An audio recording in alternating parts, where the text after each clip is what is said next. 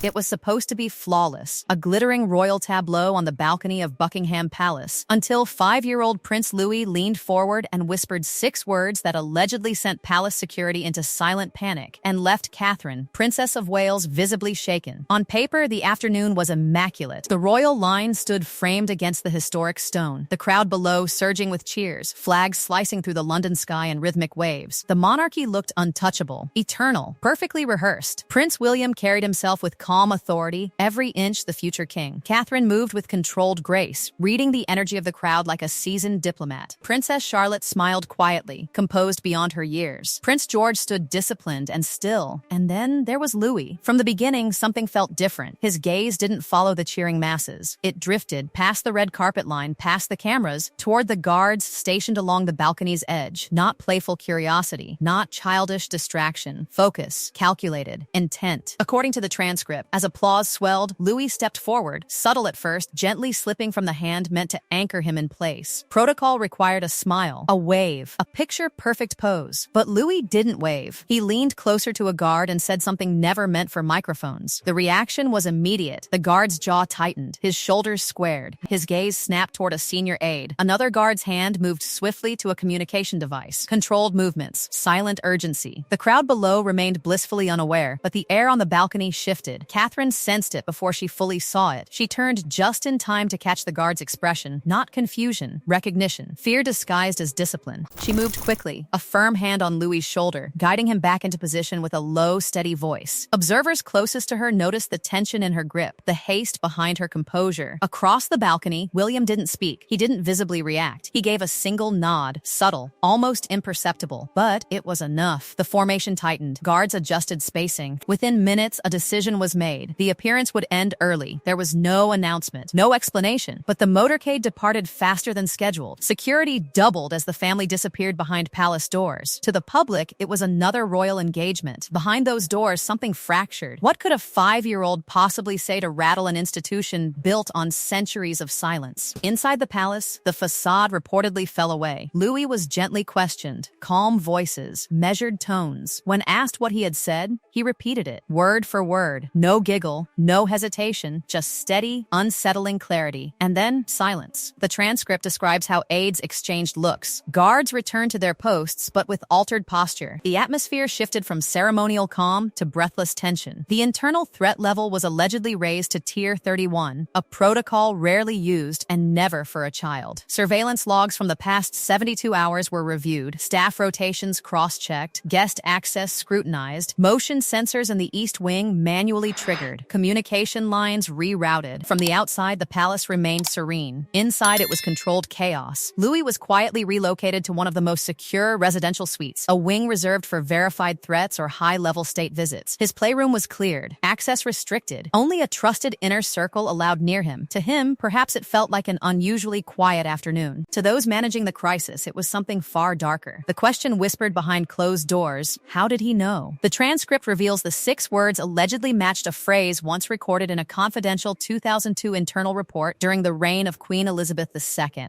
A report labeled Internal Surveillance Anomalies. At the time, it was dismissed as a linguistic oddity discovered during routine communication reviews. No suspect, no threat, just an anomaly, buried, forgotten, until now. Security operatives reportedly combed through decades of documents, cross-referencing archives. What was once considered metaphor began to look prophetic. The phrase, "they're watching from the walls," had appeared only once before, according to the transcript, and now the youngest son of the future king had repeated it publicly. Catherine's reaction shifted from maternal concern to something deeper. The transcript claims she requested access to a hidden vault few even know exists. From it, she retrieved a sealed packet once entrusted to her by Queen Elizabeth II herself. One word was written across the front in the late monarch's handwriting, Claron. No one knows what was inside, but those who saw Catherine emerge from that vault allegedly noticed a change. Composed but haunted. William, attending a charity event across the city, reportedly received a coded signal. 3 vibrations, no text. Class 4 disruption. He left immediately. No delay, no explanation. Meanwhile, the East Wing, usually reserved for administrative offices, was discreetly sealed. Guards repositioned. Entry restricted. No public acknowledgement, just silence. Security experts reopened the anomalous file from the early 2000s.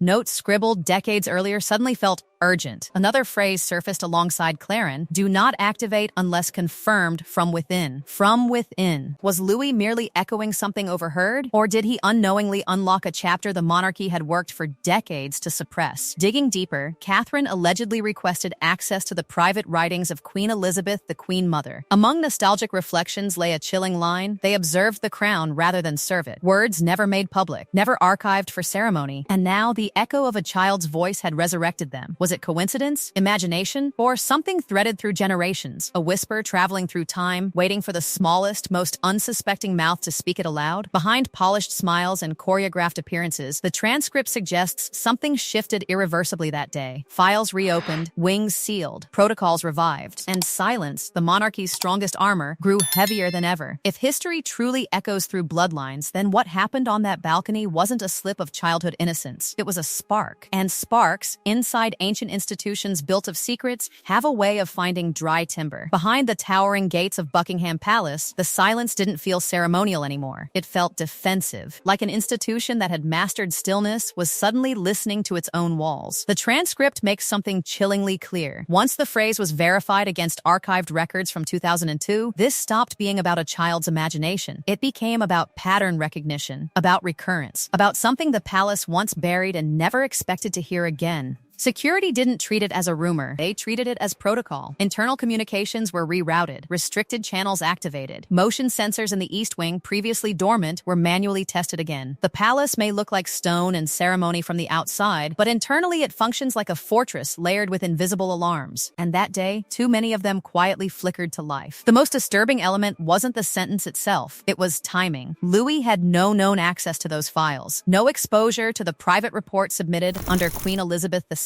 That 2002 document had been dismissed as an anomaly, a strange phrase discovered during routine surveillance sweeps of internal channels. Analysts couldn't trace its origin. It appeared once, then vanished, categorized as noise, filed away, forgotten, until a 5-year-old repeated it on a balcony in front of the world. The palace's internal threat level allegedly reached Tier 31, a classification designed to trigger just below full lockdown. Experts familiar with royal security understand how rare that is. Children are shielded, not scrutinized.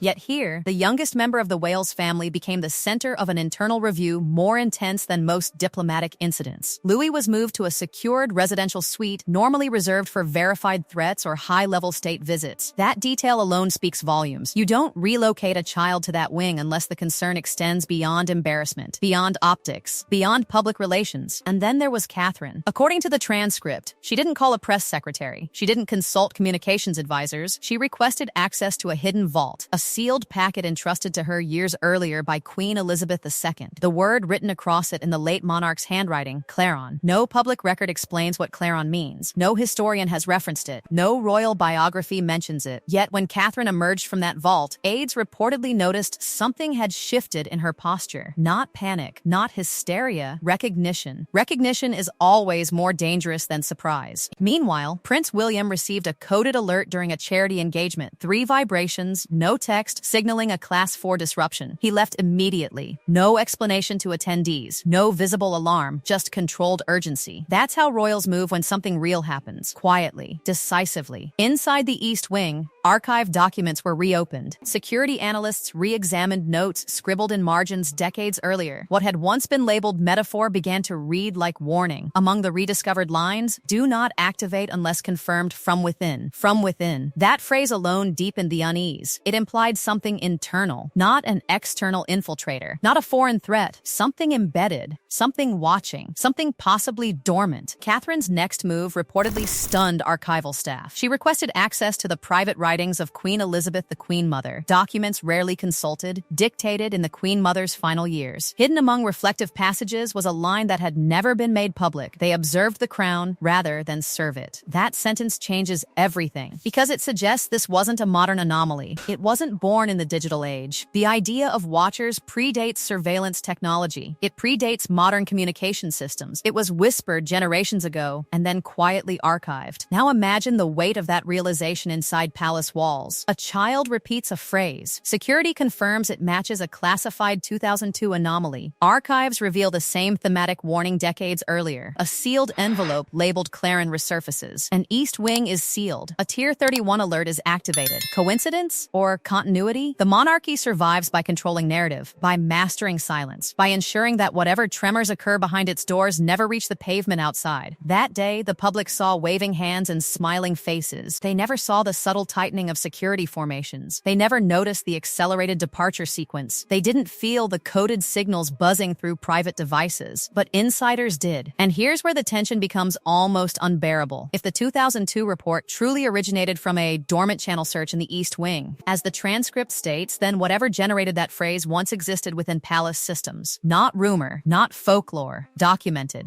logged, reviewed, then buried. The phrase allegedly recorded back then, "They're watching from the walls," reads like paranoia, until it echoes decades later through the voice of a child with no access to classified archives. That is what unsettled aides the most. Not that Louis spoke, but that he spoke clearly, calmly, without flinching when asked to repeat it. Children invent monsters under beds. They don't replicate language from sealed anomaly reports. The palace, of course, issued no statement. No visible disruption followed. Public engagements resumed. The monarchy projected normalcy, as it always does. But the internal question remains suspended in air thicker than ceremony. Did Prince Louis overhear something? Did someone breach a layer of security? Or did history echo through bloodlines in ways even institutions cannot fully contain? For an organization built on legacy, lineage, and continuity, repetition is never dismissed lightly. Patterns matter. Words matter. And when words once classified as anomaly resurface unprompted, decades later, spoken by the youngest son of the heir to the throne, silence